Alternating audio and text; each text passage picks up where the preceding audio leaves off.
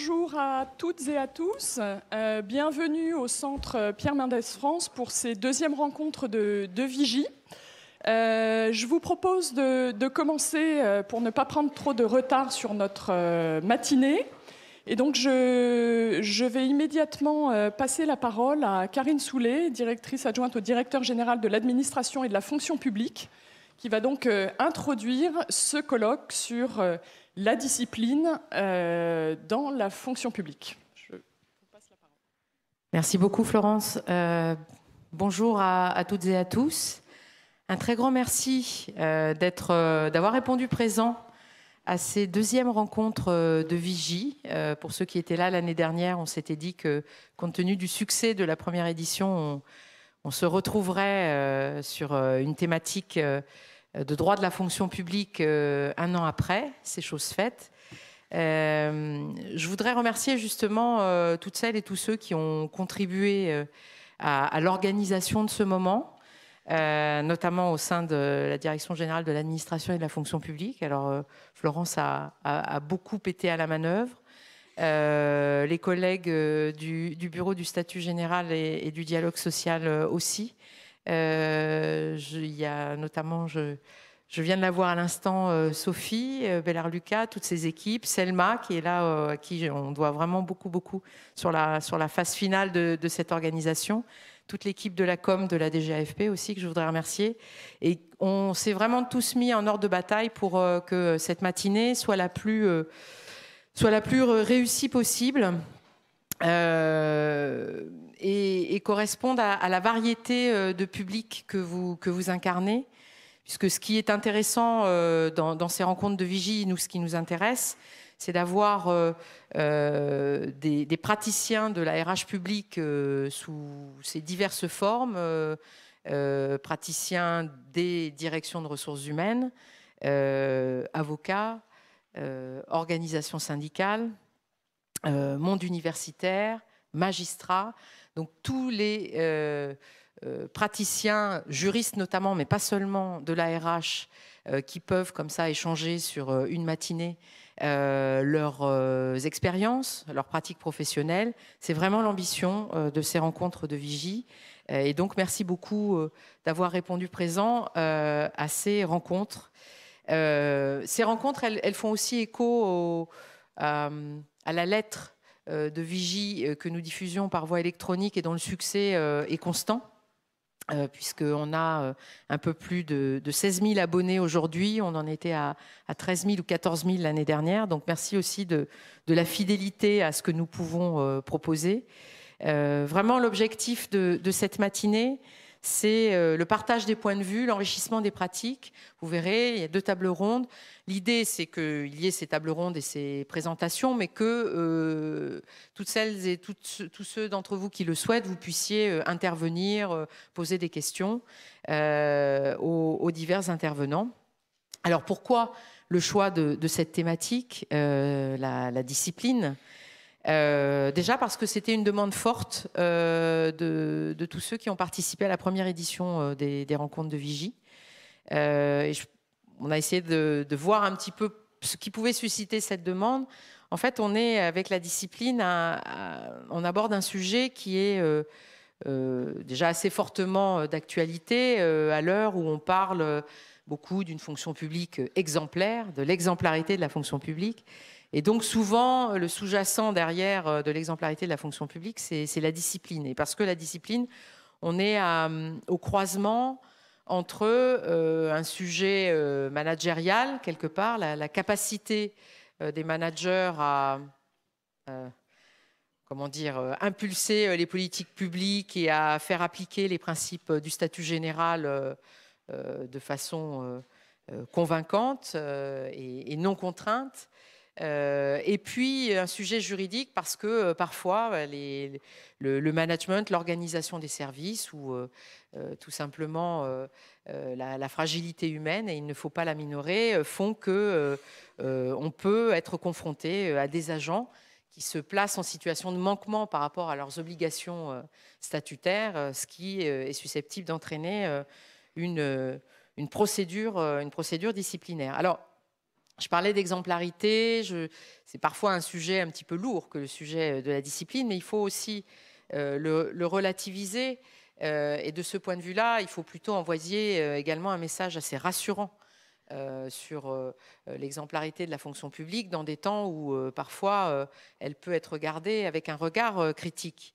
Puisque quand on regarde pour la fonction publique de l'État en 2016, le nombre en valeur absolue de sanctions disciplinaires, c'est d'environ 3000. Et ça représente sur 2,4 millions d'agents de la fonction publique de l'État, moins de 0,2% des effectifs. Donc on est quand même sur des procédures qui, rapportées à l'ensemble de la fonction publique d'État, j'aurais pu détailler les stats, mais vous les trouvez dans le rapport annuel de la fonction publique pour les autres versants de la fonction publique. Somme toute, ça n'est pas un sujet si douloureux que cela sur un plan macro, j'allais dire. Mais une procédure disciplinaire sur un plan un peu plus micro, que ce soit pour l'employeur qui l'engage ou que ce soit pour l'agent qui fait l'objet de cette procédure disciplinaire, c'est toujours quelque chose de difficile, de douloureux. Ça peut avoir des conséquences absolument considérables pour l'agent public quand on va vers des sanctions du 3e et a fortiori du 4e groupe. C'est la raison pour laquelle c'est quelque chose qu'il faut prendre avec beaucoup de sérieux et qui justifie, je pense, qu'on ait ce temps d'échange entre nous ce matin avec les regards croisés donc de différents points de vue, donc je l'ai dit, magistrats, avocats, praticiens de la RH, et donc toutes vos questions. C'est aussi la discipline, on a tendance à parfois l'oublier, mais un des terrains du droit de la fonction publique sur lesquels les garanties fondamentales au bénéfice de l'agent se sont matérialisées assez rapidement, notamment par l'intermédiaire de la jurisprudence du Conseil d'État. On a tous en tête le droit à communication du dossier et puis toute une série de droits afférents à la possibilité d'être accompagné, d'être représenté pour l'agent qui fait l'objet de la procédure disciplinaire. Et donc, c'est également ce droit disciplinaire, non seulement un droit de contrainte, mais aussi un droit de garantie pour l'agent. Je ne vais pas m'étendre davantage sur le fond, puisque les tables rondes en seront l'objet. Je voudrais surtout remercier très chaleureusement les intervenants qui ont accepté de venir participer à nos tables rondes. Merci beaucoup aux deux intervenants que vous verrez, comme l'année dernière, dans des petites séquences vidéo que vous pourrez retrouver sur YouTube. C'est monsieur Pierre Laloy, qui est vice-président au tribunal administratif de Montreuil et surtout président du conseil de discipline du CIG de la Petite Couronne, et également monsieur Marc Dandelot, qui est conseiller d'État et qui est président de la commission de recours du CSFPE. Vous aurez donc des petites vidéos pour introduire chacune des deux tables rondes de ce matin. Nous aurons ensuite l'honneur et le plaisir, pour ceux qui étaient là l'année dernière, ils s'en souviendront certainement, d'accueillir Mathias Guyomard, qui est président de la 10e chambre de la section du contentieux du Conseil d'État, qui viendra nous dresser un panorama de l'actualité jurisprudentielle dans la fonction publique en général. Il parlera probablement de discipline, mais ce sera un prisme un petit peu plus large sur cette dernière année et les 2 dernières années. Deux dernières précisions. Le colloque sera filmé pour donner la possibilité à ceux qui ne sont pas là de pouvoir en profiter, et puis peut-être pour vous permettre aussi de revenir sur certaines séquences si vous trouvez qu'elles vont assez vite. Et dernier point, vous avez un questionnaire d'évaluation qui est dans chacun de vos dossiers. C'est très important pour nous que vous remplissiez ce questionnaire parce que ça nous permettra d'être encore meilleurs l'année prochaine pour les 3e rencontres de Vigie, parce que j'espère bien qu'il y aura des 3e rencontres de Vigie. Et donc, en sortant de la salle, vous trouverez deux urnes dans lesquelles vous pourrez déposer vos formulaires d'évaluation. C'est vraiment très important pour nous. Encore un grand merci donc à vous tous participants, à nos intervenants en table ronde, aux équipes qui ont permis à ce moment d'être ce qu'il va être. Une très bonne matinée à toutes et à tous sans plus tarder, je passe la parole à Florence pour commencer. Merci beaucoup, Karine. Donc, avant d'inviter les intervenants de la première table ronde à venir me rejoindre sur l'estrade, très rapides mots sur le déroulé de cette matinée. Donc, 2 tables rondes vont s'enchaîner qui seront ponctuées de la diffusion de la vidéo dont Karine vous a parlé. Nous aurons ensuite, à l'issue de ces 2 tables rondes, une petite pause qui sera brève parce que la matinée est chargée et voilà, nous aurons ensuite à accueillir Mathias Guillaumard pour la fin de la table ronde. Le timing, on a prévu de rester ensemble jusqu'à 12h45, 13h. On va faire en sorte de garder le rythme, même si c'est toujours un défi difficile à tenir dans ce genre d'événement. Alors, je vais immédiatement demander aux intervenants de la première table ronde de me rejoindre sur l'estrade. Alors, tout d'abord, monsieur le professeur, maître Didier Jean-Pierre, professeur de droit public à l'université d'Aix-Marseille et avocat associé au barreau de Lyon dans le cabinet Jean-Pierre et Walgenwitz. Je demande également à monsieur Raphaël Roche de nous rejoindre. Monsieur Roche est chef du bureau des affaires disciplinaires à la Direction générale de la police nationale du ministère de l'Intérieur. Et enfin, monsieur Alexandre Fournier, qui est chef du département des relations sociales et de la politique sociale à la Direction des ressources humaines de l'AP-HP. Voilà, merci beaucoup. Alors, juste un petit mot d'introduction de cette première table ronde avant de passer la parole à monsieur Jean-Pierre. Un petit mot, donc la première table ronde est consacrée à la place de la discipline dans les rapports hiérarchiques, rapport entre l'agent, l'autorité hiérarchique, évidemment la place du statut est fondamentale dans la discipline. Alors, la discipline dans la fonction publique, c'est évidemment une affaire juridique et en même temps une affaire managériale. C'est avant tout une traduction, une manifestation du pouvoir hiérarchique qui structure, vous le savez, l'organisation et le fonctionnement de nos administrations. C'est aussi un cadre, le régime disciplinaire, c'est un cadre qui permet d'assurer des garanties fondamentales qui sont offertes par le législateur aux agents publics lorsqu'est mise en œuvre une procédure disciplinaire. La discipline dans la fonction publique, c'est aussi le reflet de l'évolution de notre société. Et donc, nous aurons un focus sur l'obligation de réserve à l'ère des réseaux sociaux, qui est un exemple de l'évolution de la discipline liée aux nouveaux usages de communication liés aux nouvelles technologies. Et puis enfin, une facette, et non des moindres, du management vous sera présentée. Même si quand on parle aujourd'hui de management, on a plutôt, en général, on a plutôt tendance à aborder les questions de management avec les nouvelles organisations du travail, l'évolution des pratiques managériales liées aux nouvelles organisations du travail. Mais il n'en demeure pas moins que la discipline reste un élément fondamental du management et des pratiques managériales, et ce sera l'objet de l'intervention de M. Fournier à l'issue de cette première table ronde. Donc je passe tout de suite la parole à Maître Jean-Pierre pour sa première intervention sur le cadre rénové de la discipline dans la fonction publique. Merci beaucoup. Merci Madame Kella de cet accueil chaleureux. Et puis vous m'avez accueilli avec un monsieur le professeur que je n'avais pas entendu depuis bien longtemps. Ça fait longtemps que les étudiants me disent bonjour, bonjour monsieur, déjà je suis au firmament. Mais alors bonjour monsieur le professeur, ça je l'entends plus depuis très longtemps. Donc merci Madame Kella de m'avoir rappelé effectivement que j'étais professeur. Ça fait longtemps qu'on m'appelle aussi maître en tant qu'avocat. Mais alors j'avoue que cette allocution d'introduction m'a rappelé effectivement que j'étais professeur. Du coup je vais reprendre la balle au bond et je vais profiter de cette qualité de professeur pour faire aussi preuve un peu d'indépendance et de poil à gratter. Et peut-être ce matin, en commençant, en disant des choses pas toujours très très agréables sur le législateur, notamment celui de 2016 et la rédaction de la loi. Alors je voudrais commencer, puisqu'on n'a que quelques minutes, je voudrais juste commencer par vous dire quand même que le renouvellement de l'action disciplinaire ou plus généralement de la procédure disciplinaire est particulièrement décevant et je crains qu'il n'y ait pas de réflexion très cohérente sur le sujet.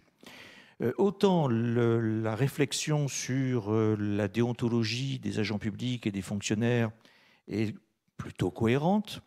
On voit bien ce qui se dessine, on voit bien aussi le rappel des valeurs du service public. Autant il faut bien reconnaître que les questions vraiment de procédure disciplinaire sont plutôt élaguées. Alors ça se comprend en fait si on prend un peu de recul, on voit bien l'orientation des pouvoirs publics. C'est-à-dire que le disciplinaire, on n'en sortira pas, relève du répressif. Et donc le répressif, quelque part, pour l'administration, pour les agents, c'est un constat d'échec, c'est même parfois un aveu d'échec. On est obligé de faire du disciplinaire. C'est pas très bon pour la réputation du service. Je peux vous dire que quand on parle de harcèlement moral dans les services, même du côté de l'autorité disciplinaire, on n'a pas trop envie d'aller dans un conseil de discipline expliquer que oui, effectivement, il y avait du harcèlement moral dans le service. Donc on comprend que les pistes de réflexion se soient orientées ailleurs et notamment vers quoi ? Plutôt vers la prévention. D'où le succès, bien sûr, de ces nouvelles structures type commission de déontologie, guide de déontologie, code, charte, etc. Aujourd'hui, le référent déontologue, par exemple, ce super-héros qui va s'occuper de tout mais sans super-pouvoir, ce qui est un peu gênant. Les lanceurs d'alerte, etc. Vous voyez tout cela qui, évidemment, témoigne d'une vraie préoccupation des pouvoirs publics de faire en sorte qu'il y ait, je dirais, une éthique du service public, disons-le, mais en revanche, sur le plan procédural, pas grand-chose de nouveau.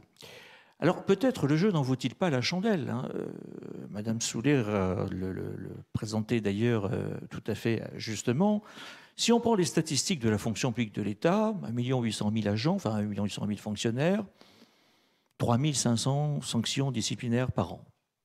Dans ces 3 500 sanctions disciplinaires, vous comptez, au doigt mouillé environ, 80% de sanctions du premier groupe. Quand j'ai dit ça, on a presque envie déjà de s'arrêter. Vous voyez, tout ça pour ça. Est-ce que vraiment le jeu en vaut la chandelle ? Si je poursuis un peu le développement, grosso modo, 10% de sanctions du deuxième groupe, 6% de sanctions du troisième groupe, 4% de sanctions du quatrième groupe. Bon. Alors, l'enjeu, évidemment, n'est pas que quantitatif, on l'a bien compris, mais c'est vrai qu'on peut comprendre aussi que la réflexion s'oriente peut-être vers d'autres chemins. Alors, néanmoins, c'est évidemment là où je veux en venir, le renouvellement de la procédure disciplinaire et du cadre disciplinaire, précisément avec la loi de 2016, par quoi s'est-il traduit ? Alors, il s'est traduit par un axe qui est présenté par la loi, qui est celui dit, axe que je n'aime pas du tout parce que je ne comprends jamais ce terme, dit de la modernisation de l'action disciplinaire. Je ne sais pas ce que ça veut dire moderniser, mais quand vous lisez évidemment les dispositions relatives à cette modernisation, qu'est-ce que vous y découvrez ? Vous découvrez finalement simplement que ça s'est traduit par l'innovation, certes intéressante, de la prescription. Voilà. Et puis ça s'est arrêté là. Disposition qui est quand même assez illisible, il faut le reconnaître. On attend avec beaucoup d'intérêt la circulaire d'application qu'on nous promet. Je suis très intéressé, alors cette fois-ci à titre vraiment de praticien, de savoir comment l'administration va interpréter, avec beaucoup de talent, j'imagine, mais surtout beaucoup de difficultés aussi, la disposition prévue par le législateur qui est difficilement quand même lisible dès lors qu'on entre un peu dans le vif du sujet.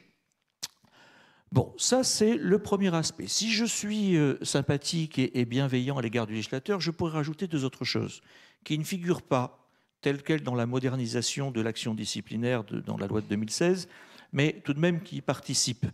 Alors on peut penser, en ce qui concerne la fonction publique territoriale et la fonction publique hospitalière, aux commissions consultatives paritaires qui vont servir prochainement de conseil de discipline pour les agents contractuels.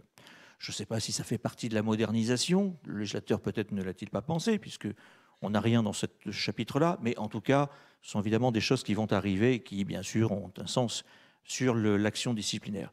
Je pense aussi, ça sera d'ailleurs traité par M. Dion, je pense évidemment à la suspension et au renouvellement du régime juridique de la suspension. Alors même si, à proprement parler, ça ne relève pas de la procédure disciplinaire, la suspension, ce n'est qu'une mesure conservatoire, bon, on peut éventuellement, je vous disais, avec un peu de bienveillance, l'intégrer dans ce renouvellement de l'action disciplinaire. Pour tout vous dire, vous faire un petit retour là aussi, de ce que je vois sur le terrain, notamment du côté des collectivités territoriales. Quand je parle des nouvelles possibilités offertes par l'article 30 de la loi du 13 juillet 83, le moins que l'on puisse dire, c'est que je ne déclenche pas trop l'enthousiasme et qu'on préfère la bonne vieille méthode de laisser l'agent chez lui, au chaud, suspendu, en attendant de voir ce qui va se passer. Bon, jusque-là, je dirais que rien de bien novateur, mais ce qui est intéressant, c'est d'aller regarder un peu l'élaboration de la loi et les débats parlementaires. Et je voudrais, sur un deuxième petit point, vous voyez, vous faire part de toutes ces réformes auxquelles on a échappé, auxquelles l'administration a échappé.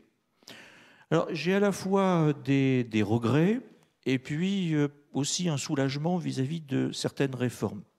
Alors, je vais aller vite, mais quand même, si le sujet vraiment vous passionne, moi, je vous invite à aller voir les travaux parlementaires. Vous verrez que cela part dans toutes les directions, qu'on a des tas de propositions en matière disciplinaire, mais sans cohérence aucune. C'est-à-dire qu'on ne comprend pas la pensée juridique et politique qu'il peut y avoir derrière ces propositions. On a l'impression que c'est du toilettage en fonction un peu je dirais, des éléments vraiment subjectifs des uns et des autres, des regards subjectifs qu'ils portent sur la procédure disciplinaire, mais on ne voit pas tellement la cohésion de tout cela. Alors, qu'est-ce que l'on a raté et qu'est-ce qui est dommage peut-être, qu'est-ce qui est une occasion, à mon avis, ratée? D'abord, on a raté quand même l'harmonisation du droit disciplinaire et notamment l'harmonisation des sanctions. Alors, on nous dit à longueur de journée que la fonction publique est unique et qu'elle n'est que composée de 3 versants. Là, on a des sanctions différentes selon les fonctions publiques. Ça milite plutôt du côté des 3 fonctions publiques. Bon. Première chose, occasion ratée, ça n'aurait pas été très difficile d'harmoniser les sanctions disciplinaires. C'est incompréhensible pour quelqu'un qui suit, je dirais, la fonction publique d'un regard vraiment très éloigné, de ne pas comprendre que les sanctions ne soient pas les mêmes, quelles que soient les fonctions publiques concernées. On a raté aussi l'harmonisation de l'échelle des sanctions. On garde à l'État la spécificité du déplacement d'office. Dans la territoriale, on garde l'exclusion temporaire de fonction de 3 jours comme sanction du premier groupe. Bon, c'est dommage peut-être, là aussi, de ne pas avoir réfléchi, de ne pas avoir trouvé un accord. Alors, je sais bien qu'il y a eu des réticences exprimées ici et là, mais là encore, une occasion ratée de simplifier un peu les choses et de garantir, je dirais, une certaine unité du droit. Bon, tant pis, nous n'aurons pas ces aspects-là dans la loi de 2016, c'est dommage. Là aussi, peut-être un troisième regret, le fait de ne pas avoir suffisamment réfléchi sur un droit à l'oubli, sur un véritable droit à l'oubli des sanctions. Il y a eu des propositions en ce sens, rien n'a été retenu, tout a été finalement retoqué à la fin. C'est dommage, je n'ai pas la vérité révélée, je ne sais pas ce qu'on aurait pu proposer qui fasse l'unanimité, mais en tout cas, il aurait été peut-être bon de travailler sur cette thématique. Et puis, alors, ça c'est plutôt des regrets, le soulagement quand même, les réformes auxquelles on a échappé. Alors les réformes auxquelles on a échappé, il y en a une en particulier sur laquelle je voudrais revenir, c'est la suppression qui avait été envisagée du magistrat administratif dans les conseils de discipline de la fonction publique territoriale. Alors très honnêtement, je sais que ça ne va peut-être pas faire plaisir au Conseil d'État, mais je trouve qu'il faudrait généraliser le juge administratif comme président des conseils de discipline, quelles que soient les fonctions publiques. Parce que, d'abord, c'est un gage d'indépendance. On n'aura plus la critique, comme quoi, dans les autres fonctions publiques que la territoriale, l'autorité qui préside le conseil de discipline est quand même aussi l'autorité disciplinaire. Ce qui pose un problème d'impartialité. Au jour d'aujourd'hui, où l'on traque ces questions de conflit d'intérêts ou d'impartialité, me semble déjà un aspect sur lequel il faudrait réfléchir. Mais surtout, et là je m'adresse à ceux qui ne vivent pas les conseils de discipline dans la territoriale, vous ne savez pas à quel point la présence d'un magistrat peut garantir la sérénité des débats. Dans les moments où on a l'impression que vraiment tout, je dirais, est hors contrôle, où on a des débats parfois surréalistes entre élus et organisations syndicales, le fait qu'il y ait un magistrat qui pose un peu les règles du jeu, explique certains points de droit, ramène du calme quand il faut que le calme revienne, explique un peu les choses sur le quantum de la sanction. C'est trop sévère, ça n'est pas assez. Voilà ce qui pourrait se passer si l'affaire va au contentieux. Tout cela est quand même de nature à éclairer, je dirais, de manière vraiment très, très positive, les débats. Et alors, Lorraine Carrère est avec moi aujourd'hui. Je pense qu'elle ne peut que corroborer mes dires. On fait beaucoup de conseils de discipline. Bon, parfois, le juge administratif est un amicus curiae. Hein. C'est un ami qui vous veut du bien, vous voyez, parce qu'en tant qu'avocat, il y a des moments où les choses que vous allez dire ne seront pas évidemment vues de la même manière par les participants qui vont considérer que vous faites votre travail d'avocat, que vous représentez votre client. Quand vous avez le juge qui dit exactement la même chose que vous, ça n'a pas évidemment du tout la même portée. Vous voyez, d'un seul coup, les choses changent. Ça vous soulage un peu en disant, bon, quand même, ne racontons pas n'importe quoi du début jusqu'à la fin. Donc là, c'est, je dirais, heureusement, heureusement que certains projets qui tendaient à la suppression des magistrats dans ces conseils de discipline de la FPT, heureusement que ces projets ont disparu. Bon, je ne vais pas être trop long, mais je voudrais terminer par un point. Je relisais ce que le président Sauvé, vice-président du Conseil d'État, comme vous le savez, disait sur la déontologie, et il avait quelques mots sur le disciplinaire. Mais vraiment quelques mots. Bon, ça n'était pas son sujet. Et il disait, voilà, on assiste quand même à une certaine défaillance du pouvoir disciplinaire. Alors, il en donne une ou deux explications, mais je pense qu'on peut tous s'interroger sur les défaillances du pouvoir disciplinaire, mais on les connaît un peu. On les connaît et je vais simplement vous faire toucher du doigt un point qui me paraît quand même aller dans le sens d'une profonde refonte du droit disciplinaire un jour. Quand vous expliquez à une autorité publique que lorsque cette autorité veut sanctionner un agent, on va probablement jouer le match 4 fois. On va le jouer une première fois devant le conseil de discipline. Imaginons qu'on veuille révoquer l'agent.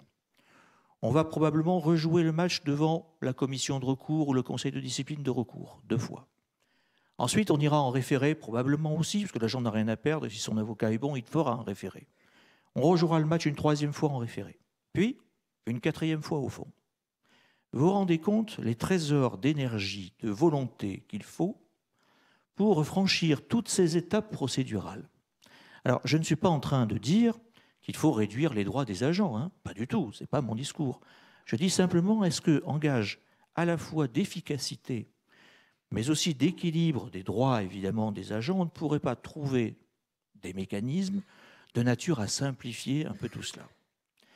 Alors, j'ai essayé de ne pas être trop abstrait ce matin parce que je me rappelle, j'ai été maître des requêtes pendant 2 ans au Conseil d'État, je me rappelle d'une formule que j'avais entendue au Conseil d'État qui m'a beaucoup plu.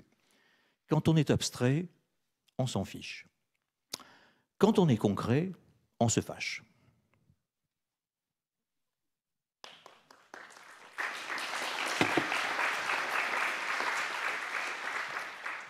Merci beaucoup pour cette présentation sincère et critique, mais c'est justement l'objet de notre colloque aujourd'hui, c'est d'avoir tous les points de vue sur le régime disciplinaire dans la fonction publique, le droit disciplinaire, le cadre juridique.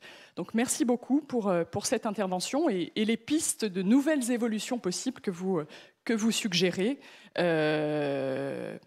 Qui pourront peut-être dans un futur proche poursuivre l'évolution qui a été amorcée par le législateur en 2016.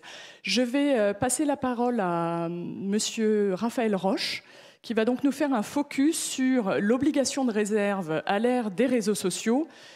Double focus sur ce thème et par ailleurs lié à ses fonctions de chef du bureau des affaires disciplinaires à l'égard du personnel policier.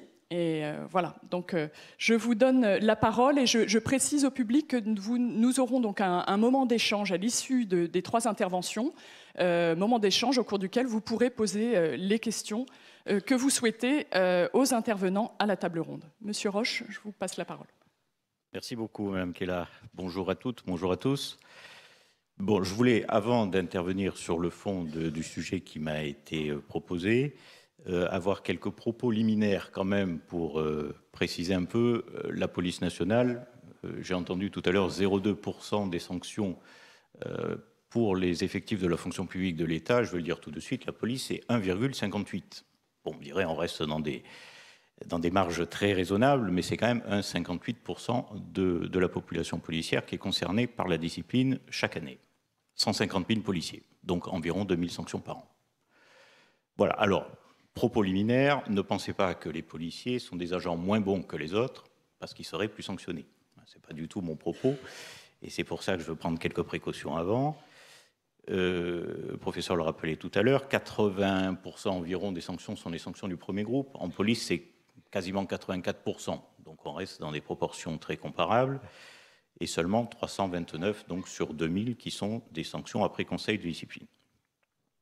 Nous avons pratiquement 65% des sanctions prononcées dans la fonction publique de l'État qui concernent des policiers, alors que nous ne représentons que 7,6% de la population. Alors, qu'est-ce qui peut expliquer ces chiffres?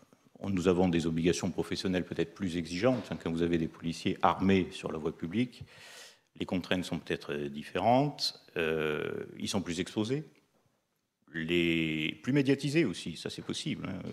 On sait très bien que quand une affaire concerne un policier, la presse a beaucoup plus envie de s'y intéresser que si ce n'est pas le cas. Mais les policiers sont aussi plus contrôlés.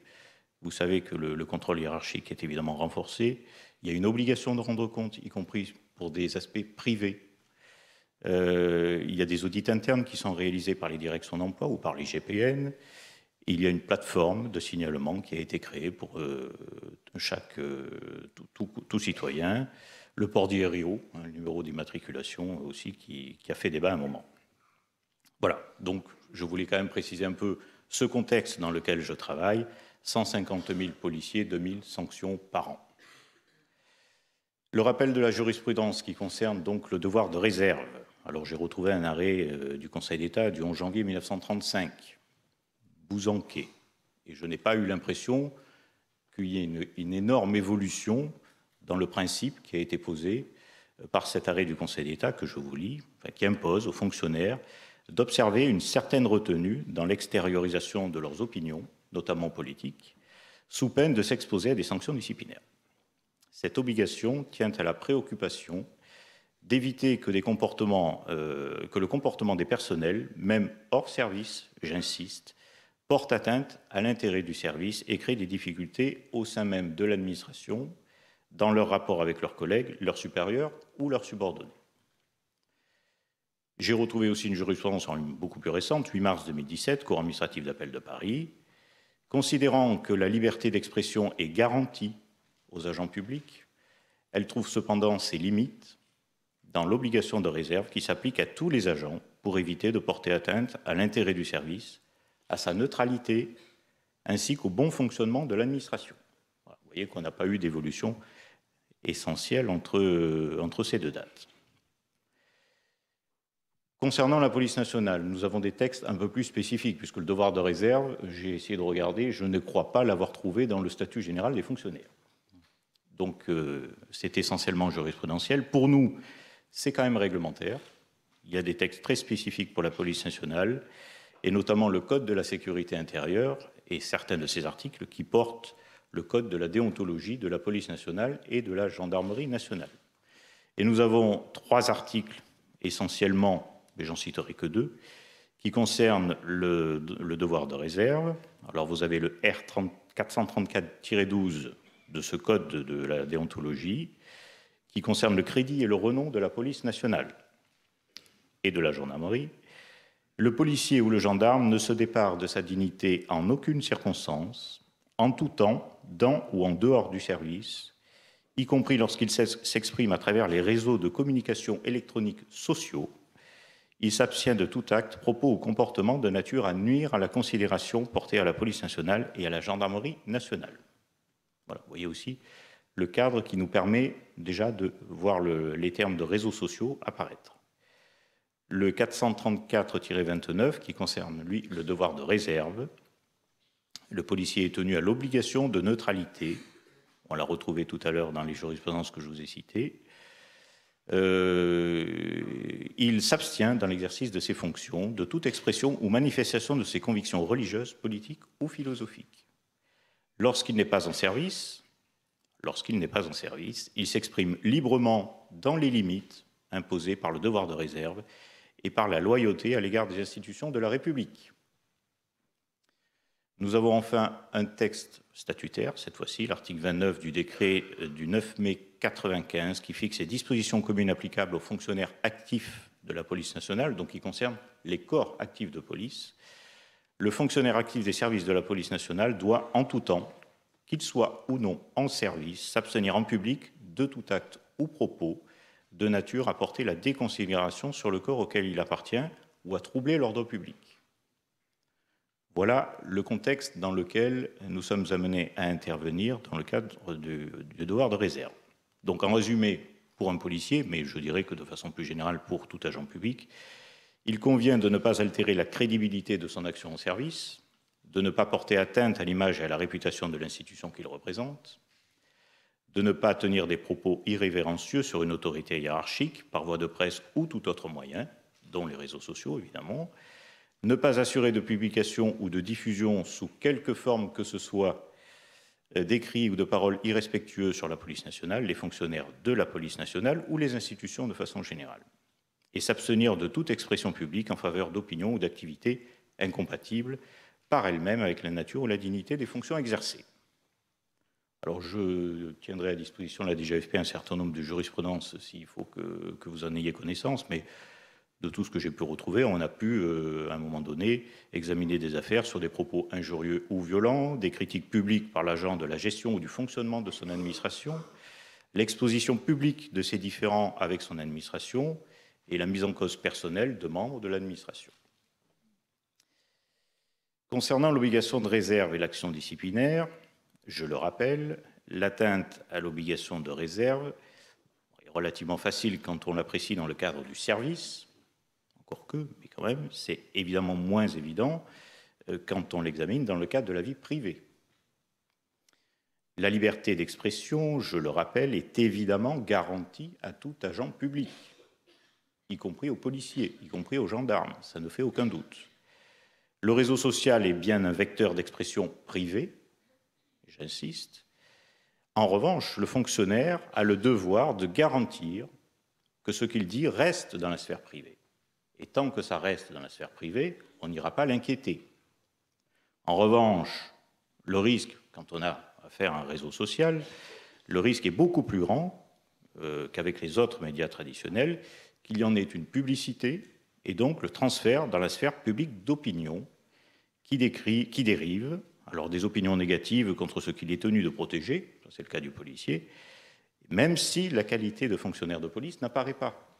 Vous voyez qu'on peut avoir la sphère privée qui dérive et qui rentre dans le cadre public d'opinions négatives, alors même que la fonction de fonctionnaire n'apparaît pas nécessairement. Et ça peut suffire à sanctionner l'agent. Nous avons un problème d'absence du droit à l'oubli, on en parlait tout à l'heure, sur Internet, et de la trace écrite. Alors c'est un peu en comble, vous me direz, pour des policiers qui ont la culture de la preuve, et malgré tout, vous avez des policiers qui s'épanchent sur les réseaux sociaux. Donc vous voyez qu'on pourrait considérer que c'est, en toute sincérité, qu'ils pensent que leur expression sur les réseaux sociaux relève du pur domaine privé. Or, non. On peut avoir des situations, je le disais tout à l'heure, on a une situation d'un gendarme adjoint volontaire qui, malgré des propos tenus sur les réseaux sociaux avec simplement ses collègues de travail, des insultes vis-à-vis de sa hiérarchie, a été sanctionné lourdement parce qu'on a estimé que ses propos avaient eu une connotation publique, étaient sortis dans la sphère publique. Donc le fonctionnaire, et le policier encore plus, a le devoir, et là il s'agit d'une obligation de résultat, de garantir que ce qu'il dit reste dans la sphère privée. Même s'il n'est pas à l'origine de la diffusion dans la sphère publique, il pourrait faire l'objet d'une sanction disciplinaire si le contenu outrepasse son devoir de réserve et plus généralement ne respecte pas ses obligations professionnelles et déontologiques. La question peut se poser: à partir de quand pense-t-on que l'expression est publique sur un réseau social? Je vous répondrai en vous disant que l'agent est de toute façon responsable de la gestion de son compte personnel qui doit être sécurisé. Un agent peut donc être sanctionné si, dans un premier cas, première hypothèse, l'expression est restée privée, mais l'administration en a eu connaissance par des moyens loyaux. J'insiste beaucoup sur cette notion, des moyens loyaux. Mais alors même que la qualité de fonctionnaire de police ne serait pas connue, j'ai l'exemple, une personne qui a fait l'objet des discussions, des échanges sur les réseaux sociaux et qui, d'elle-même, irait transmettre les informations qu'elle a du fait de cet échange à l'administration. Dans ce cas-là, l'administration, on peut considérer que c'est loyalement qu'elle a obtenu les informations, et si ces informations dépassent le cadre de réserve, l'agent peut être sanctionné.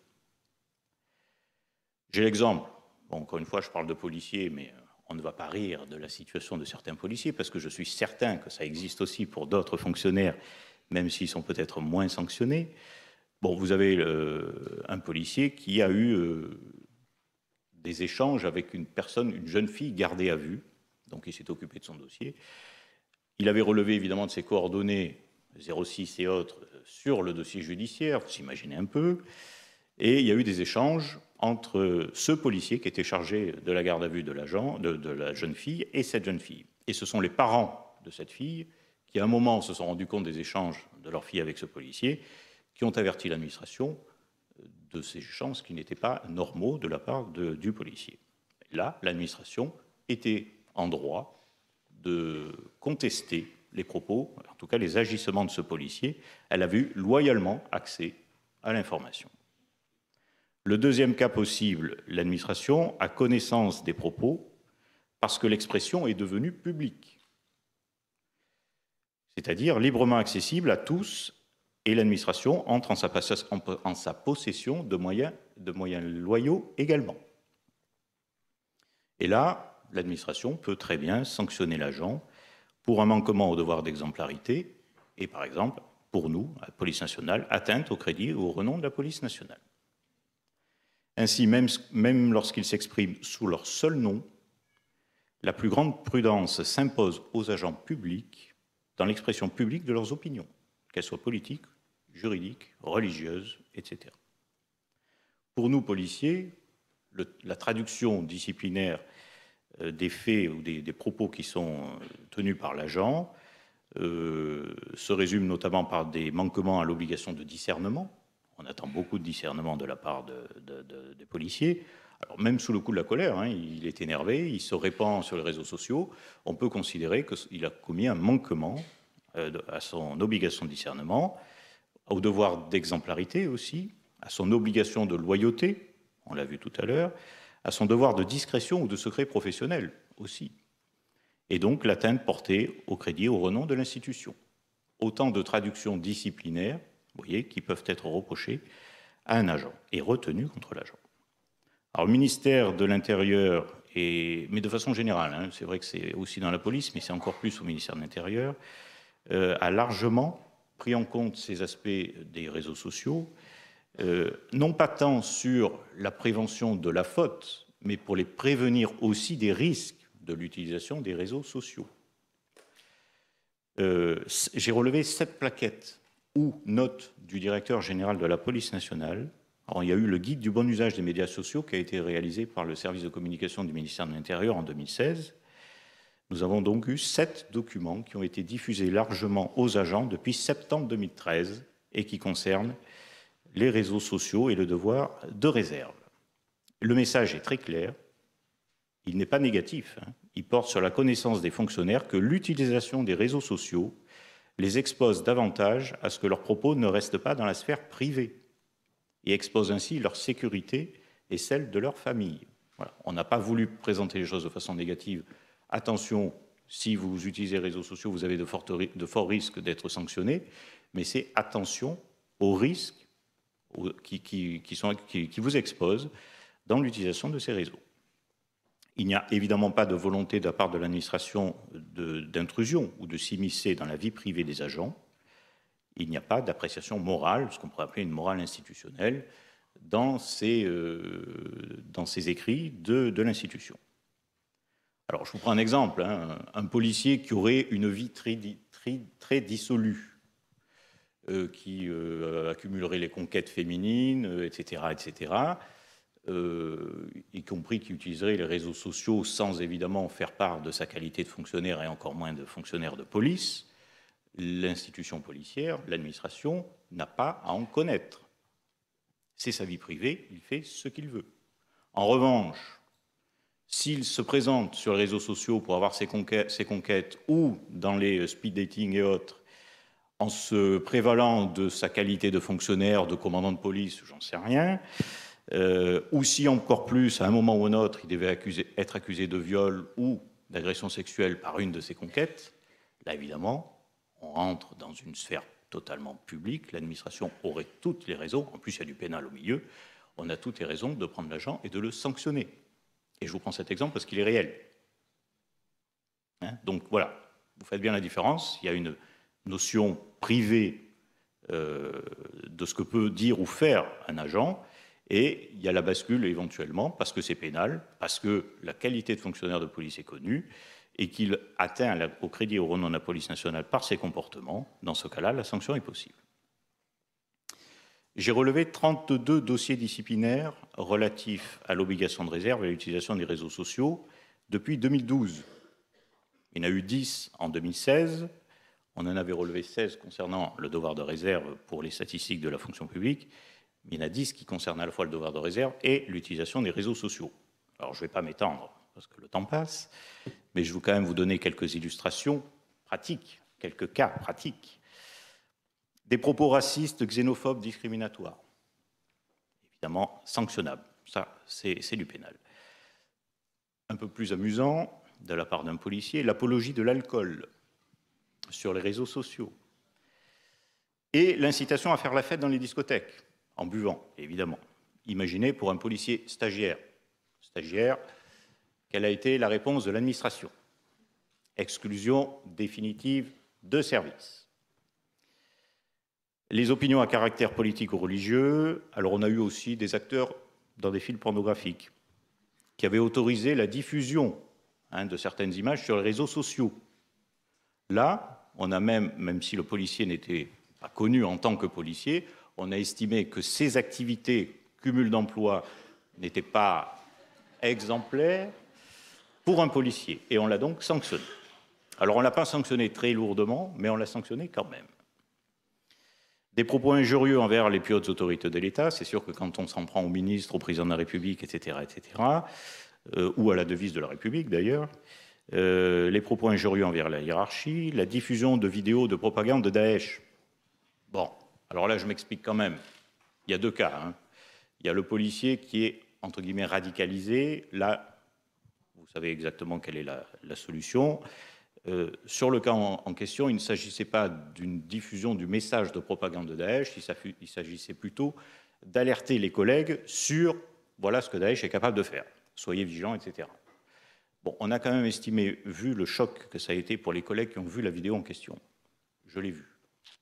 J'ai bien été obligé, puisqu'on l'a passé en conseil de discipline, vu le choc que ça a été et vu les images qui ont été diffusées, même dans un cadre restreint, c'était dans le cadre d'une promotion d'élèves, on a estimé que c'était sanctionnable par un défaut de discernement, justement. Discernement. Le type était, entre guillemets, bête, on ne lui a pas reproché de diffuser un message de propagande, mais de ne pas avoir de tête. Et c'est ce qu'on a lu dans la presse, c'est on n'a pas besoin de policiers bêtes. Voilà, la traduction. Des avis irrespectueux ou outranciers à l'égard de la hiérarchie. Alors on a eu un policier quand même qui s'est photographié cagoulé et armé lors d'un maintien de l'ordre, donc en service, sur un compte non sécurisé. Vous voyez, notion de compte non sécurisé. Ça, c'est sanctionnable. 15 jours, dont 7 avec sursis. Amusant aussi, un policier qui a fait des vidéos de lui-même, alors en tenue d'uniforme complète, avec l'arme, l'écusson de la direction d'appartenance, le grade apparent, en boîte de nuit, dansant donc disque jockey dans une boîte de nuit, qui danse, qui se dévait à moitié d'ailleurs. Il y a eu en plus des photomontages grimés, il était grimé en djihadiste et armé, avec des commentaires provocateurs, irrespectueux et injurieux envers sa hiérarchie. Bon, là, on a été plus sévère, 24 mois quand même. Des échanges personnels inappropriés et ambigus susceptibles de créer une équivoque préjudiciable aux fonctions de la police nationale. L'affaire de la mineure, les échanges avec une mineure. 12 mois, dont 10 avec sursis, quand même. Alors oui, aussi amusant, vidéo d'attitude ridicule et obscène dans des locaux de police. et photos du fonctionnaire avec des commentaires indignes d'un fonctionnaire de police dans des locaux de police qui étaient directement identifiables. Alors, on y a mis 6 mois, dont 4 avec sursis. Je précise qu'il y avait d'autres faits qui lui étaient reprochés. Et enfin, des messages à connotation sexuelle avec une mineure de 15 ans, qui était la fille d'un de ses amis, collègues et amis. 12 mois, dont 11 avec sursis. Voilà. Alors, vous voyez que les niveaux de sanctions sur ce qu'on examine aujourd'hui, donc le devoir de réserve avec l'utilisation des réseaux sociaux, on est en général assez peu sévère.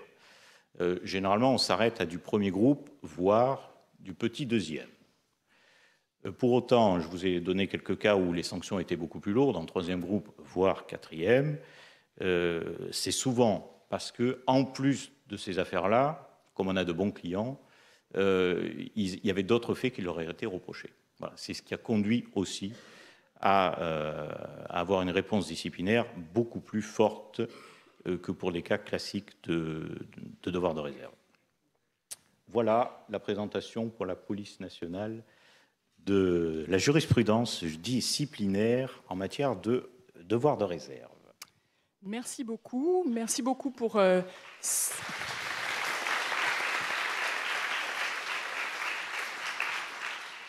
Merci beaucoup pour cette présentation, ces illustrations nombreuses qui démontrent la créativité, l'imagination aussi des agents publics.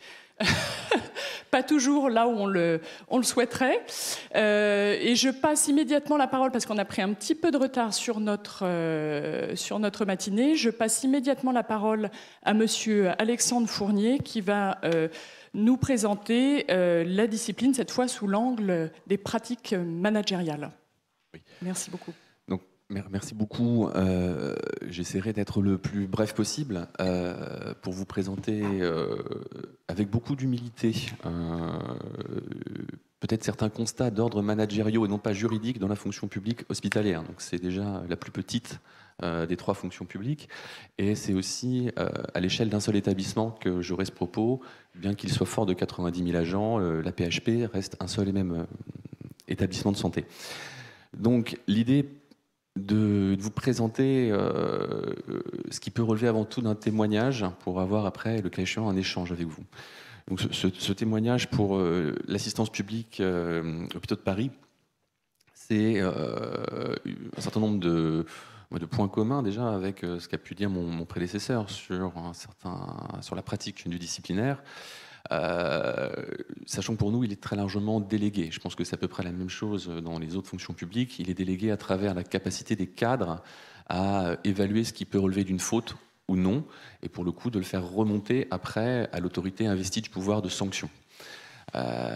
Et c'est là aussi que c'est un acte managérial fort, au même titre que le recrutement par exemple. C'est un acte managérial dans le sens où c'est cette autorité compétente et investie du pouvoir de nomination et de sanction qui peut initier ou non la procédure disciplinaire au regard des faits qui lui sont communiqués.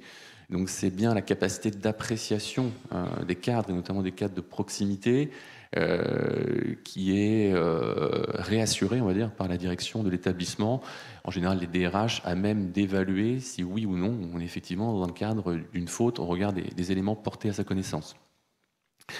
C'est évidemment une sanction en tant que telle, c'est quelque chose qui reste à la main, investi à la main du pouvoir de sanction. Derrière, c'est la question de la proportionnalité de la sanction au regard de la faute, sachant que là, sur le plan managérial, il faut se questionner aussi sur l'aspect un peu culturel. Une sanction de groupe 1 pour un professeur des universités, praticien hospitalier, courrier d'avertissement délivré par le Centre national de gestion qui gère ces professionnels, qui sont universitaires et hospitaliers, donc chirurgiens, cardiologues, bref, qui sont investis dans leur profession de praticien hospitalier, peut être assimilable à une fin de carrière. C'est pas tout à fait vécu de la même manière pour d'autres catégories professionnelles au sein de la fonction publique hospitalière. Donc c'est aussi une appréciation qui se pose sur l'impact culturel de ce type de décision. Et puis c'est un outil politique Ça, vous le savez évidemment. Les procédures disciplinaires permettent aux personnes qui sont concernées d'être accompagnées de la personne de leur choix. En général, ce sont les représentants du personnel, mais ça peut être d'autres personnes, un conseil juridique, ou parfois, moi j'ai vu des membres de la famille qui étaient conviés. En général, ce sont les représentants du personnel. Et là, on peut questionner aussi, on parlait d'impartialité tout à l'heure. Les DRH et les représentants du personnel se connaissent bien. Dans ce cadre-là, si on parle éthique, déontologie,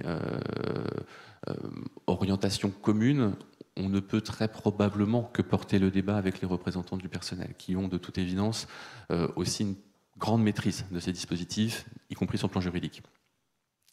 Donc il y a des écueils sur le plan managérial où on s'en doute tous, le fait que la procédure disciplinaire soit mal formalisée. Ça arrive, les éléments considérés comme fautifs peuvent relever d'un arbitraire de terrain, de proximité, et ça c'est le travail du DRH, de latéraliser les éléments qui ne relèvent pas effectivement de la faute au regard du cadre statutaire.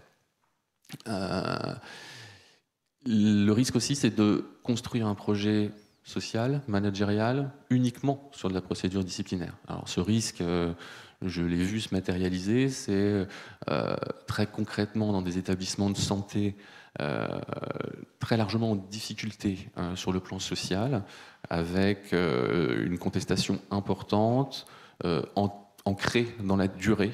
Je parle concrètement de conflits sociaux, de grève. La tentation des managers peut être aussi de se réapproprier leur positionnement au regard notamment des orientations que donnent les agences régionales de santé par le biais d'une procédure disciplinaire extrêmement concrète, quotidienne, qui se matérialise de manière itérative et qui soit portée comme un axe managérial particulièrement important. Et je pense qu'il faut être vigilant là-dessus. La discipline, c'est du management, au même titre que d'autres outils managériaux, et elle ne peut pas les supplanter. Et puis après, là j'en parlais un petit peu, c'est le revers de la médaille vis-à-vis des représentants du personnel. Ça peut arriver. En général, ce sont des choses qu'on ne dit pas, mais qu'on peut entendre, notamment dans les cadres un peu préparatoires au conseil de discipline, sur le lien entre des situations collectives, sociales, et des situations individuelles. Et là, le risque, je vais te dire le mot, après je pense qu'il appellera peut-être des réponses, de collusion, il faut l'entendre, il arrive rarement, mais il n'est pas inenvisageable. Et après, en général, dans cette relation de proximité qu'on peut avoir avec les représentants du personnel, une des deux parties ont souvent a le réflexe de dire attention, là on est en train de partir sur quelque chose, on mélange les styles entre l'individuel, le disciplinaire et le collectif. Certes, il y a un projet important, un CHSCT dans les jours qui viennent, une restructuration majeure, mais c'est un sujet collectif, là on est un sujet individuel. Alors aussi un autre point sur les aspects positifs de la discipline en tant qu'outil managérial majeur, c'est avant tout l'exemplarité, car celui qui sanctionne, il se soumet à la règle et il donne l'exemple. Quand je parlais d'humilité tout à l'heure, je pense qu'une entité investie du pouvoir de sanction a vocation, à un moment ou à un autre, peut-être pas tous les jours, mais à se dire, tiens, moi aussi je peux un jour être sanctionné en tant que personne. Je pense que ça arrive, y compris dans les grands corps, à tous les niveaux. Donc parfois, on peut s'interroger aussi sur nos pratiques et avoir la lucidité suffisante pour se dire il faut instruire en fonction des règles, et ces règles, on se les applique en premier chef à soi-même. Donc c'est peut-être cette petite musique à avoir en tête quand on est confronté à des problématiques managériales et disciplinaires. Donc sur la discipline, c'est aussi un moment d'équilibre dans la vie d'une organisation. Alors, les établissements de santé sont des organisations. Moi, j'ai longtemps été DRH dans un établissement où il y avait 7700 salariés hors médecins, donc une surface importante au sein de la vie de l'assistance publique au hôpital de Paris, où on a une règle qui doit être commune à tous et qui doit être claire. C'est-à-dire que cette règle disciplinaire, ce sont des principes d'égalité. Le texte la loi du 13 juillet 1983, on en parlait un petit peu tout à l'heure, c'est la même pour tout le monde, pour tous les fonctionnaires. Et déroger à cette égalité devant la loi peut être questionné, doit être questionné, notamment par les représentants du personnel. C'est aussi le principe d'équité, proportionnalité de la sanction au regard de la faute, qui doit donc se réfléchir à l'égard aussi de qui on sanctionne. Souvent, y compris au Conseil supérieur de la fonction publique hospitalière, la commission des recours, on est questionné sur mais vous sanctionnez facilement les agents, mais les cadres, le relais managérial dans les services, quand est-il sanctionné? Vous pensez qu'il y a matière à? Et parfois oui, parfois oui. Donc le risque d'arbitraire n'est pas envisageable. Donc c'est bien sur la base de textes qu'on est tous des égaux au regard de la loi, mais que aussi la sanction, on sait la proportionner, quel que soit le grade, au regard de la faute. C'est un peu l'idée d'équité qui me semble importante de garder en tête, parce que derrière, il y a un risque important, c'est qu'une procédure disciplinaire qui n'est pas comprise, pas assimilée, pas maîtrisée ou totalement inconnue, et c'est parfois le cas, voire souvent, c'est aussi la crainte légitime qu'on peut avoir de dire qu'une direction ne fait que, bien que la loi le prohibe, instruire à charge. C'est derrière des problématiques de corruption alléguée, bien entendu infondée, du moins de ce que j'en sais, ou de porosité, et même parfois de dédit. J'ai vu des représentants du personnel qui étaient en difficulté parce qu'ils avaient été intraitables sur la règle, et que face à une faute manifeste, avérée, inadmissible, notamment vis-à-vis de patients, ils avaient eu des options, ce qui est très rare, de ne plus accompagner la personne qui les avait sollicités. Et pour le coup, c'est quelque chose après difficile aussi pour eux, et c'est aussi l'occasion d'en parler régulièrement avec eux. Mais voilà, cette lucidité collective vis-à-vis de la faute doit être quelque chose de très largement partagé. Et puis après, bon, alors ça accélère, donc je pense que c'est un message pour que j'aille plus vite. D'accord, très bien. Donc l'idée aussi, c'était de voir en quoi le management, après la discipline, c'est avant tout là qu'il faut le penser. C'est-à-dire que la discipline, tout à l'heure, monsieur le professeur, vous l'avez un petit peu évoqué, c'est un acte important auquel on ne peut pas déroger, mais il faut de toute évidence penser l'avant et l'après le disciplinaire. Le disciplinaire, c'est la matérialisation peut-être d'un échec collectif quant à une limite par rapport à la faute qui n'a pas été assimilée. Et pour l'avoir pratiqué dans certains cas, bien que la loi du 20 avril 2016 ait clarifié les choses, la circulaire du 17 mars aussi, je pense à des problématiques de laïcité. Vous parlez, je l'ai fait une fois, à un agent qui revient de 6 mois en Afghanistan, que son comportement peut questionner dans ses pratiques quotidiennes et qui risque une sanction, le propos n'est pas audible, il est stratosphérique pour quelqu'un qui revient et qui a fait l'objet, au regard du droit applicable à la fonction publique hospitalière, d'une réintégration après une disponibilité pour contenance personnelle. Il était dans un cadre juridique tout à fait entendable, il était dans une posture qui ne l'était pas. Et lui expliquer à titre préventif, il était probablement trop tard. Donc après, c'est effectivement la discipline qui doit prendre le relais. Donc il faut, là aussi, je vais être très rapide parce que je ne veux pas redire ce qui a déjà été dit, c'est tout le pré- ou le paradisciplinaire qui est important. On a parlé de la suspension, c'est un outil important, c'est une mesure conservatoire. Elle n'est pas en tant que telle strictement disciplinaire, mais c'est un outil prédisciplinaire qui est utile, vraiment utile. Le changement d'affectation dans l'intérêt du service, c'est une mesure d'ordre intérieur susceptible de recours dans la fonction publique hospitalière. Là aussi, avant le disciplinaire, on a cet outil qui permet d'arrêter des pratiques non satisfaisantes et d'expliquer que la règle s'applique à tous et qu'après, il y aura de la discipline, inexorablement, parce que la règle, c'est la règle. Et puis après, on a toutes les possibilités ouvertes par la règle du service fait. Une absence irrégulière qui est une faute en tant que telle, elle est aussi suspensive d'une partie du traitement. La suspension, dans certains cas, du moins pour l'hospitalière, peut être suspensive aussi d'une partie du traitement avec un socle en dessous duquel on ne peut pas descendre. cumul d'activités, on en a parlé un instant. Là aussi, on a des aspects comptables qui permettent de récupérer les sommes perçues par le fonctionnaire qui a, de toute évidence, procédé à un cumul d'activités. C'est pas du disciplinaire, c'est du statutaire ou des règles de comptabilité publique, mais qui peuvent étoffer l'arsenal managérial qui peut venir en amont du disciplinaire. Et puis il y a après le disciplinaire, qui peut être aussi une réflexion qu'on pourra avoir dans le cadre d'un échange. Après le disciplinaire, on parlait de droit à l'oubli. Certains agents le réclament, certaines organisations syndicales ont abordé le sujet aussi au sein de la direction générale de l'offre de soins. Donc c'est des choses légitimes peut-être vis-à-vis duquel le législateur peut creuser le sillon. Il y a des dispositions qui permettent néanmoins l'oubli en termes de documents administratifs obligatoirement joints au dossier. Donc il y a des choses qui permettent l'oubli, mais je pense que c'est dans la pratique que ce droit à l'oubli doit s'entériner. Et puis après, avec d'autres choses sur lesquelles on doit être très vigilant.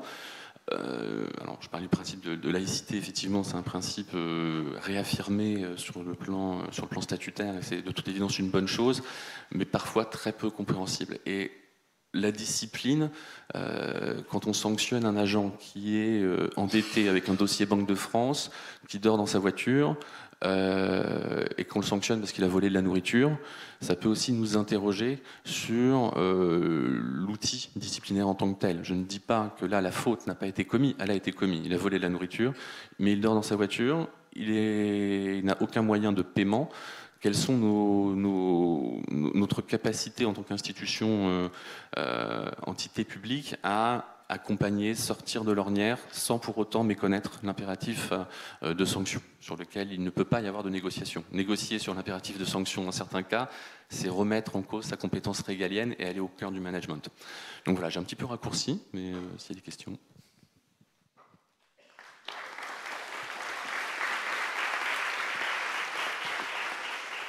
Merci beaucoup. Vous avez tenu le délai tout en nous dressant un tableau très complet et très riche, je trouve, de la façon dont la discipline peut être intégrée dans les pratiques managériales avec une approche, je dirais, à 360 degrés, à la fois en aval, en amont, pendant la procédure disciplinaire, le lien entre les différents acteurs et notamment les organisations syndicales, et puis le lien entre la discipline et puis ces valeurs essentielles que sont l'exemplarité, l'égalité, l'équité, qui entrent évidemment en ligne de compte dans la mise en œuvre des poursuites et des procédures disciplinaires. Alors, comme on a pris un tout petit peu de retard, je vais immédiatement donner la parole au public, après avoir remercié chaleureusement nos trois intervenants pour leurs interventions très complémentaires. Donc je vous propose, si vous avez des questions, eh bien, de lever la main et on vous munira d'un micro qui vous permettra de poser les questions que vous souhaitez aux trois intervenants. Est-ce que quelqu'un peut apporter un micro ?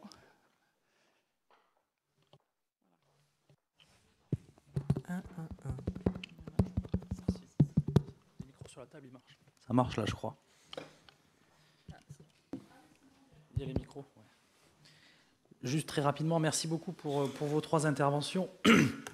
En premier lieu, je voudrais dire que j'ai beaucoup apprécié la dernière de ces trois interventions, notamment sur la place de la discipline dans le management.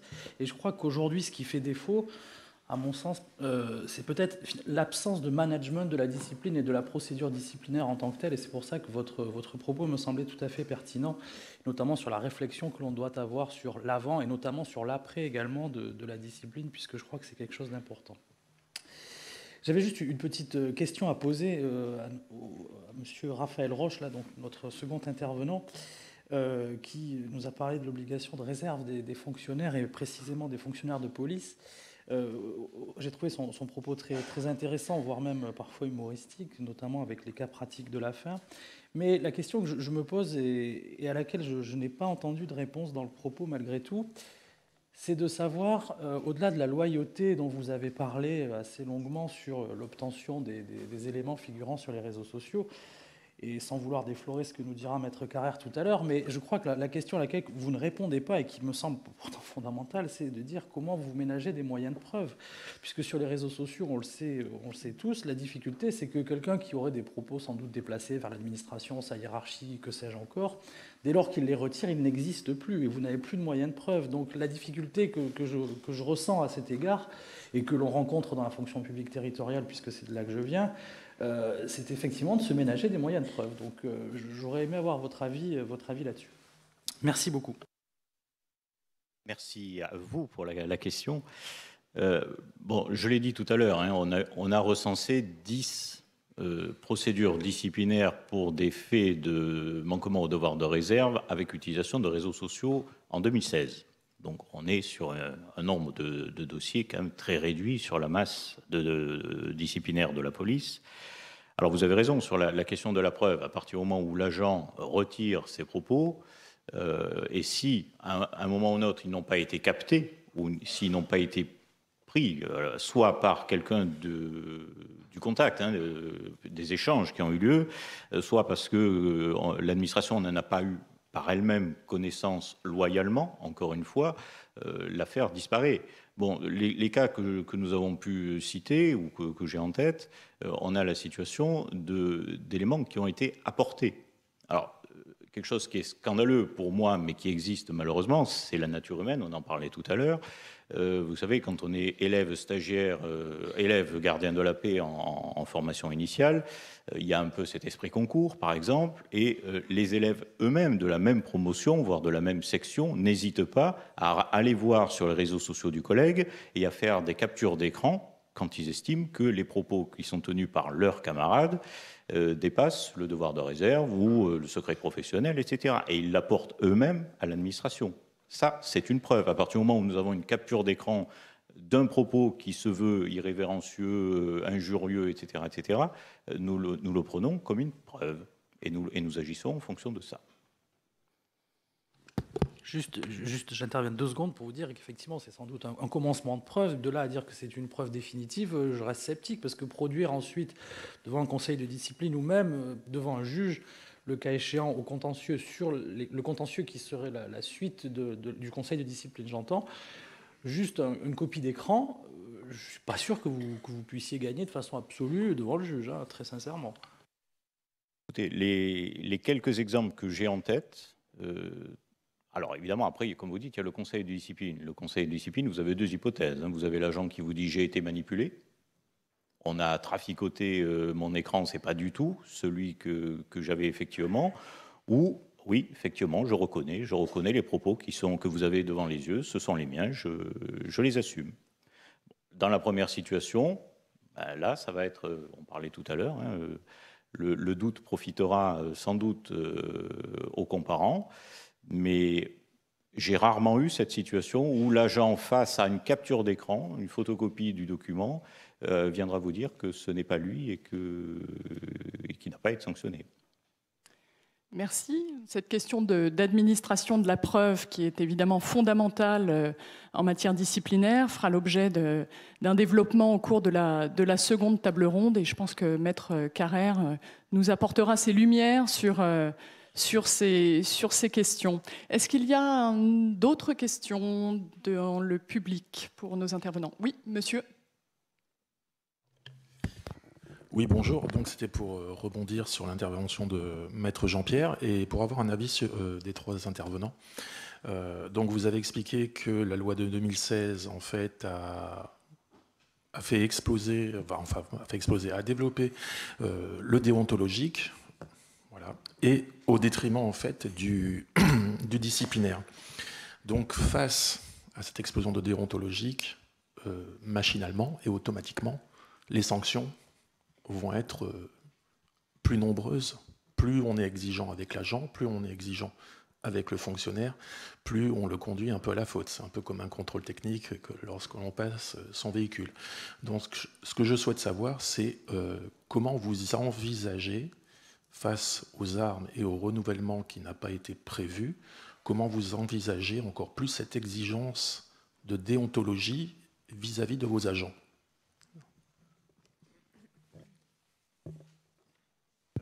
Je vous réponds sur la première partie. La deuxième partie de votre question, à mon avis, appelle plus des réponses de la part de DRH ou autres. Je ne partage pas votre point de vue sur votre analyse qui consisterait à dire plus il y aura de déontologie, plus finalement il y aura du disciplinaire derrière. Je ne crois pas que ce soit vrai, et en tout cas, telle n'est pas du tout l'intention des pouvoirs publics qui précisément font le raisonnement inverse, qui est de dire plus on fera de la prévention, plus on fera de l'information, moins on aura du disciplinaire à faire derrière. Et je pense que ça, c'est quand même un bon calcul. Vous voyez, je vous en donne une illustration avec la commission de déontologie. J'ai parfois des agents qui m'expliquent que ça ne les enthousiasme pas beaucoup de déposer un dossier devant la commission de déontologie. Mais je leur dis, mais réfléchissez, c'est un sésame, c'est un laissez-passer. Si vous avez un avis favorable de la commission de déontologie, vous dormirez sur vos deux oreilles, vous savez que vous n'êtes pas en situation de prise égale d'intérêt, vous êtes tranquille. Si d'une manière ou d'une autre, vous court-circuitez la commission de déontologie, vous serez toujours confronté au risque qu'un jour, à l'occasion d'une plainte ou d'une découverte de la part de l'administration, vous ayez des poursuites pénales. Or, précisément, la commission de déontologie qui avait été instaurée par Michel Rocard, c'est une vieille structure qui ne s'appelait pas à l'époque commission de déontologie, mais qui est quand même un historique précis. Elle s'expliquait, cette commission dite de déontologie, par la volonté justement d'éviter la mise en cause pénale des agents à une époque, on était au début des années 90, où on commençait à s'émouvoir un peu du fait que la responsabilité pénale des élus, voire des fonctionnaires, était de plus en plus, a priori, mise en cause, vous voyez, par le juge pénal. Donc, avec cette crainte de dire, oh là là, mais alors il va y avoir une prolifération de ce type d'affaires, on a commencé à songer à faire de la prévention. Donc, je pense qu'au contraire, tous les guides de déontologie, codes, etc., sur lesquels on peut jeter un regard un peu parfois dubitatif, voire perplexe, témoignent quand même d'une volonté justement d'éviter de recourir au disciplinaire. Merci beaucoup. Est-ce qu'il y a une autre question ? Alors, oui, il y a plusieurs questions. Alors, on va en prendre encore une, si vous voulez bien maintenant, et on pourra revenir après la deuxième table ronde. Si vous avez des questions portant à nouveau sur la première, elles pourront évidemment être posées à ce moment-là, de manière à ce qu'on ne prenne pas trop de retard. Alors, Maître Carrère, vous aviez une... Oui, alors rapidement sur l'évolution du droit de la fonction publique, moi je suis toujours très interrogative sur la subsistance de l'avertissement. Quel est l'intérêt, quel était l'intérêt de maintenir cette sanction qui, comme vous le savez tous, n'est pas au dossier et pour autant susceptible de recours, et certains le font. Donc quel était l'intérêt de maintenir, est-ce que ça s'est posé à un moment, quel était l'intérêt de maintenir cette sanction, monsieur le professeur? Non, il n'y a pas eu de débat là-dessus. Néanmoins, il n'y a pas eu de débat sur cette question de la suppression ou non de l'avertissement. Mais on est sur des sanctions qui sont avant tout, alors là on n'est quasiment plus dans le juridique, on est sur des sanctions qui sont aux confins de la morale. L'avertissement, comme son nom l'indique, c'est on vous tape un peu gentiment, de manière bienveillante, voire paternaliste sur les doigts. C'est l'administration bon père de famille qui vous dit, bon voilà, attention, ce que vous avez fait, c'est pas très bien, la prochaine fois, ça sera moins bien. Il y a quand même un intérêt, c'est que comme l'administration a bonne mémoire, le jour où les faits se reproduiront, on pourra faire de la sanction de niveau un peu plus élevé. Donc l'avertissement, c'est gentil, mais ça peut préfigurer un passé disciplinaire, par la suite, va suivre l'agent, au moins pendant 3 ans. Merci beaucoup. Je vous propose que nous passions la vidéo qui donc va ponctuer ces 2 tables rondes. Je remercie très chaleureusement nos 3 premiers intervenants pour cette première partie. Et pendant la diffusion de la vidéo qui va commencer dans quelques instants, je vais inviter les intervenants de la seconde table ronde à venir me rejoindre sur l'estrade. Merci beaucoup.